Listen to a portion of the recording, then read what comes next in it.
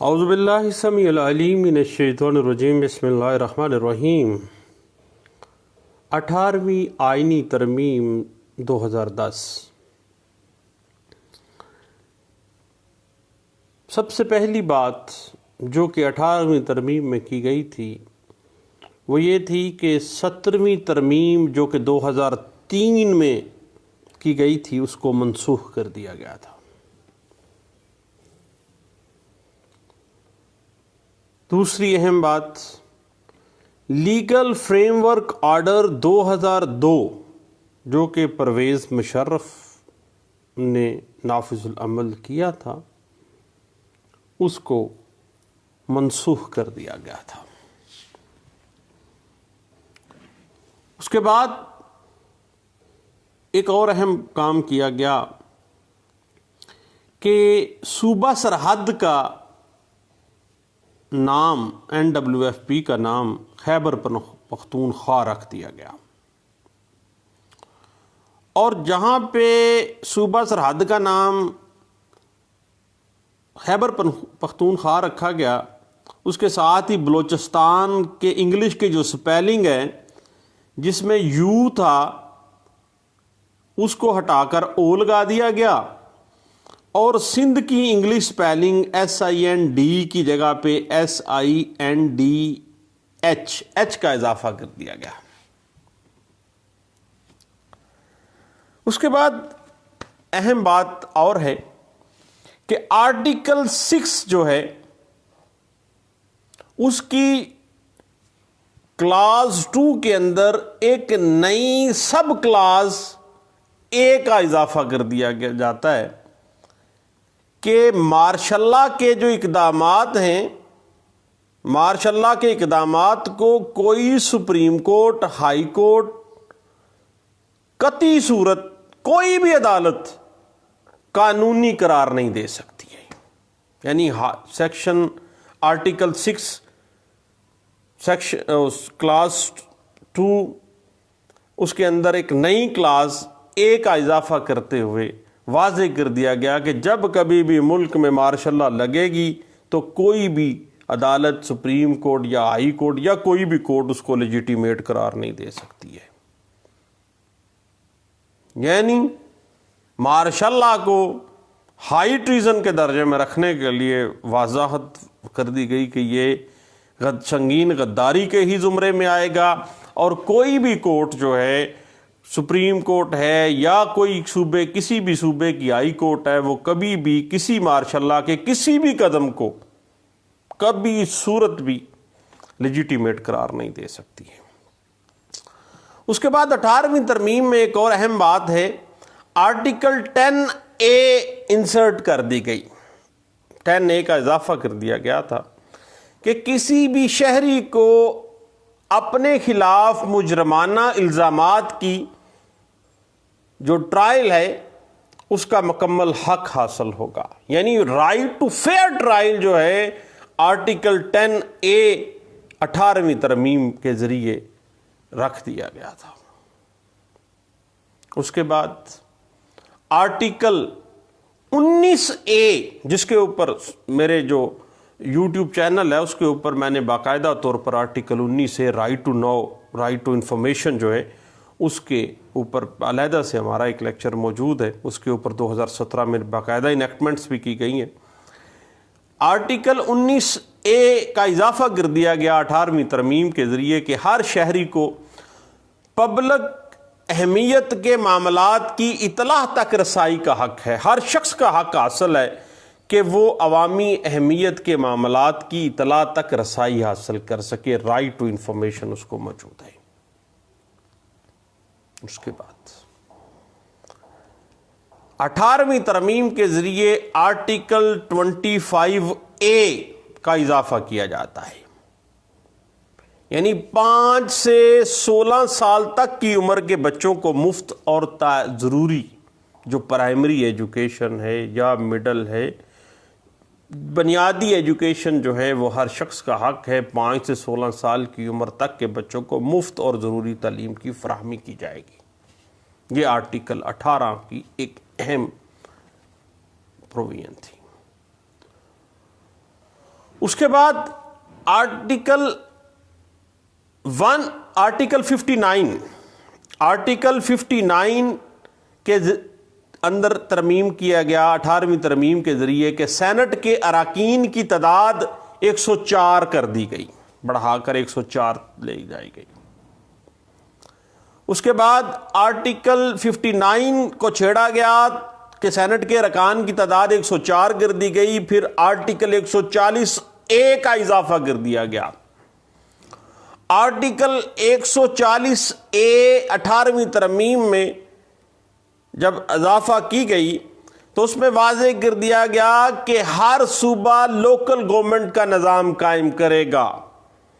ہر صوبے کی سطح پر لوکل گورنمنٹ کا نظام انٹروڈیوس کروایا جائے گا۔ اس کے بعد 18ویں ترمیم میں آرٹیکل 175A کا اضافہ کر دیا گیا کہ جوڈیشل کمیشن آف پاکستان کا قیام عمل میں لایا گیا، ججز کی تقرری، ہائی کورٹ اور سپریم کورٹ کے ججز کی تقرری کا طریقہ کار وضع کیا گیا، سپریم کورٹ کا الگ، ہائی کورٹ کا الگ اور فیڈرل شریعت کورٹ کا الگ الگ جوڈیشل کمیشن بنایا گیا آرٹیکل 175A کے ذریعے، جس پہ ہم نے علیحدہ سے ایک ویڈیو باقاعدہ 175A پہ ججز کے حوالے سے، ججز جوڈیشل کمیشن آف پاکستان اور ججز کی تقرری کا جو طریقہ کار ہے اس کے اوپر ہم نے علیحدہ سے گپ شپ بھی لگائی تھی۔ اور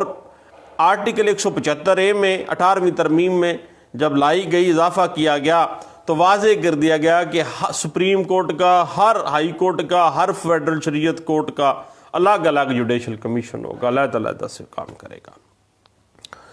اس کے بعد ایک اور اہم کام کیا گیا 18ویں ترمیم میں کہ آرٹیکل 242 کے اندر تبدیلی اور اضافہ کیا گیا۔ فیڈرل پبلک سروس کمیشن کے چیئرمین کا تقرر صدر وزیر اعظم کے مشورے سے کرے گا، یعنی FPSC کا جو چیئرمین بننا ہے وہ پہلے صدر خود تقرر کرتا تھا، اب 242 آرٹیکل میں تبدیلی کرتے ہوئے واضح کر دیا گیا کہ جب بھی صدر FPSC federal public service commission کے چیئرمین کا تقرر کرے گا تو پہلے وہ وزیر اعظم کے مشورہ لے گا، پھر اس کے بعد اسی طرح ہی جو صوبائی پبلک سروس کمیشن کے چیئرمین کا تقرر گورنر جب بھی کرے گا، وزیر اعلیٰ جو شعبے کا ہوگا اس کے مشورے سے کرے گا، بغیر مشاورت کے فیڈرل پبلک سروس کمیشن یا کسی بھی صوبائی جو سروس کمیشن ہے، پبلک سروس کمیشن ہے، وہ بغیر مشورے سے نہیں ہوگا۔ فیڈرل ہے تو وزیر اعظم سے صدر کرے گا، اور صوبائی پبلک سروس کمیشن کی تقرری ہے اگر چیئرمین کی تو وزیر اعلیٰ سے باقاعدہ گورنر جو ہے وہ مشورہ کرے گا۔ یہ 242 آرٹیکل کانسٹیٹیوشن آف پاکستان 1973 میں یہ تبدیلی اور اضافہ کیا گیا۔ اس کے بعد صاحب ایک اور اہم بات ذہن میں رکھیے گا کہ آرٹیکل 267A کا اضافہ کیا گیا، اس کے تحت اگر 18ویں ترمیم 2010 کے نفاذ میں مشکل درپیش آئے تو یہ معاملہ پارلیمنٹ کے دونوں ایوانوں کے مشترکہ اجلاس میں پیش کیا جائے، اور بذریعہ قرارداد کسی بھی ترمیم، اضافے یا تحریف جو بھی ضروری ہو وہ دونوں ایوان مشترکہ اجلاس میں ہدایت کر سکتے ہیں، ڈائریکشن دے سکتے ہیں۔ اب 18ویں ترمیم میں ایک اور اہم کنڈی ہے، واضح کیا گیا آرٹیکل 267A کے اندر 18ویں ترمیم کے ذریعے کہ یہ جو اختیار ہے 18ویں ترمیم کے نفاذ کے 1 سال بعد تک ہوگا، فوری نہیں ہوگا، یعنی پہلا 18ویں ترمیم کو نافذ العمل کرو، اگر اس کے اندر کوئی رکاوٹ آتی ہے، کوئی ترمیم کرنی ہے، کوئی اضافہ کرنا ہے، کوئی تحریف کرنی ہے نا 18ویں ترمیم میں، تو 18ویں ترمیم کے نفاذ کے 1 سال بعد تک ہوگا۔ اس کے بعد آرٹیکل 267B کا اضافہ کر دیا گیا، 267A اس کے بعد 267B کا اضافہ کر دیا گیا، جس میں کہا گیا کہ 17ویں ترمیم 2003 جس کو سب سے پہلے منسوخ کیا گیا تھا، اس کے ذریعے حذف شدہ آرٹیکل 152A اور ترمیم شدہ آرٹیکل 179 اور آرٹیکل 195 کو ہمیشہ کے لیے، چونکہ 17ویں ترمیم حذف ہو گئی ہے تو 17ویں ترمیم کے ذریعے جو حذف شدہ آرٹیکل 152A اور ترمیم شدہ آرٹیکل 179 اور 195 کو ہمیشہ کے لیے حذف شدہ اور ترمیم شدہ سمجھا جائے گا، یہ واضح کر دی گئی تھی۔ ایک اہم معاملہ 267B اضافہ، آرٹیکل 267B کا اضافہ 18ویں ترمیم کے ذریعے کانسٹیٹیوشن آف پاکستان 1973 میں کیا گیا تھا۔ اس کے بعد ایک اور اہم بات، آرٹیکل 270AA کے تحت 14 اکتوبر 1999 کی ایمرجنسی اور جو عبوری آئینی حکم نمبر PCO 1 چیف ایگزیکٹو جو اس وقت چیف تھے، وہ چیف ایگزیکٹو مارشل اللہ جنرل پرویز مشرف، انہوں نے کہا order number 10، order number 12، order number 19 اور آرڈر نمبر 24 جو لیگل فریم ورک آرڈر 2002 کے ذریعے کیا گیا تھا، مارشاء اللہ کا یہ جو عبوری آئینی حکم تھا، یہ تمام بغیر کسی قانونی اختیار کے بنائے گئے تھے، یہ واضح کر دیا گیا تھا آرٹیکل 270AA میں، یہ واضح کیا گیا تھا اور کہا گیا کہ چونکہ ایمرجنسی کے دورانیے میں 19 اکتوبر 1999 میں جو کوڈیٹ کیا گیا تھا، چیف ایگزیکٹو کے تمام آرڈر جو تھے بغیر کسی قانونی اختیار کے تھے، ان کا کوئی قانونی اثر نہیں ہے۔ 270AA 18ویں ترمیم میں یہ واضح کر دیا گیا تھا۔ اب اس میں یہ بھی واضح کر دیا گیا 270AA کے ذریعے کہ سوائے سپریم کورٹ آف پاکستان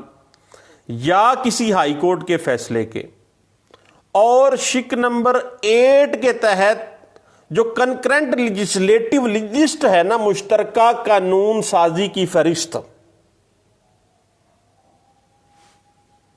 کے حذف ہونے پر جو مذکورہ فہرست میں درج معاملات کا صوبوں کو تفویض کا جو عمل ہے وہ 30 جون 2011 تک مکمل کر لیا جائے گا، یعنی صوبوں کو باقاعدہ طور پر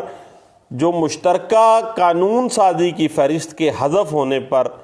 جو معاملات کا صوبوں کو تفویض یعنی ڈیلیگیٹ کر دیا گیا کہ اپنی اب وہ جو معاملات ہیں، اپنے جو طریقہ کار ہے اب وہ خود سے وضع کر لو، صوبوں کو اپنے اپنے معاملات میں خود مختاری کی طرف معاملات کو لے جایا گیا کہ ہر صوبہ اپنے طور پر ٹیکس بھی کلیکٹ کرے، ہر صوبہ اپنے طور پر معاملات کو چلا لے، کیونکہ سوائے سپریم کورٹ یا کسی ہائی کورٹ کے فیصلے کے ان کا کوئی قانونی اثر نہیں ہے۔ جو بھی لیگل فریم ورک آرڈر یا اس سے علاوہ جو chief executive general Pervez Musharraf کے آرڈرز تھے ان کا، اور شک نمبر 8 کے تحت جو بھی مشترکہ قانون سازی کی فہرست ہے، کنکرنٹ لیجسلیٹو لسٹ، اس کے ہدف ہونے پر اس فہرست کے اندر درج معاملات کا صوبوں کو تفویض کا عمل جو ہے وہ 30 جون 2011 تک مکمل۔ صوبے جو ہے نا اپنے اپنے ڈومین کے اندر رہ کے خوب کرپشن کر لیں۔ بنیادی طور پہ زرداری صاحب نے یہ کیا کیوں تھا بھائی؟ یہ اس لیے کیا تھا تاکہ سندھ کو اپنے مکمل کنٹرول میں کر کے سندھ کو جتنا نچوڑا جا سکتا ہے نا اتنا نچوڑ لیا جائے، کم از کم ہر صوبہ اپنے طور پر خود مختاری کے ساتھ کام کرے تاکہ کوئی پوچھنے والا کوئی نہ ہو صوبائی گورنمنٹ کو۔ اور متنازعہ سی بات ہے لیکن سچی بات یہی ہے صاحب کہ پاکستان پیپلز پارٹی نے جو اشر سندھ میں کرنا تھا وہ 18ویں ترمیم کے اس معاملے میں جو ہے آرٹیکل 270AA کے ذریعے جو ہے نا اس نے جو کنکریٹ لیجسلیٹو لسٹ کا ہدف ہونے کے بعد جو ہے جو بھی معاملات تھے جو مشترکہ قانون سازی کی فہرست کے جتنے بھی معاملات تھے وہ سارے ڈیلیگیٹ کروا لیے پیپلز پارٹی نے صوبوں کے اندر کہ صوبے اب خود سے کر لیں، صوبے خود سے ٹیکس کلیکٹ کر لیں، خود سے وہ معاملات، خود صوبوں کا بجٹ بنے گا، خود ہی سارا سلسلہ کار ہوگا تاکہ خوب دونوں ہاتھوں سے جو ہے نا معاملات کیے جا سکے۔ سچی بات تو یہ تھی، اندر کی بات زرداری صاحب کی یہی تھی۔ بعد میں خیر بہت سے لوگوں نے اس چیز کو دیکھا بھی اور میں نے پڑھا بھی، آپ لوگوں نے بھی پڑھا ہوگا کہ ہوا اسی طرح سے، اور آج تک یہی چل رہا ہے سندھ گورنمنٹ میں۔ اس کے بعد آرٹیکل 270 کی بات کر لیتے ہیں۔ آرٹیکل 270 کا اضافہ کیا گیا 18ویں ترمیم کے ذریعے۔ اس میں کہا گیا کہ فروری 2008 کے عام انتخابات کو آئین کے تحت منعقد کردہ تصور کیا جائے گا، کہ جو عام انتخابات 2008 میں ہوئے ہیں ان کو کانسٹیٹیوشنل جو لیجیٹیمیسی حاصل ہو گئی ہے۔ اس کے بعد ایک اہم بات کہ 18ویں ترمیم 2010 کی دفعہ 102 کے تحت آئین میں درج شیڈیول 6 اور شیڈیول 7 جو ہے اس کو حذف کر دیا گیا، ڈیلیٹ کر دیا گیا۔ تو یہ چند باتیں تھیں آرٹیکل جو ان کا اضافہ کیا گیا، کچھ ڈیلیشن کی گئی، کچھ معاملات کو سامنے رکھا گیا، کچھ ذاتی مفادات اس میں سدھے کیے گئے۔ 18ویں ترمیم 2010 جو ہے بنیادی طور پر پیپلز پارٹی کی گورنمنٹ نے